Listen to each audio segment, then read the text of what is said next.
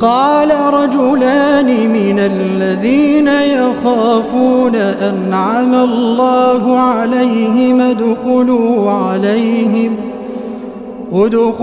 عليهم الباب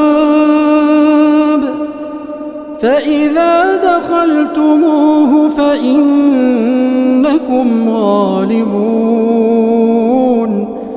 وعلى الله فتوكلوا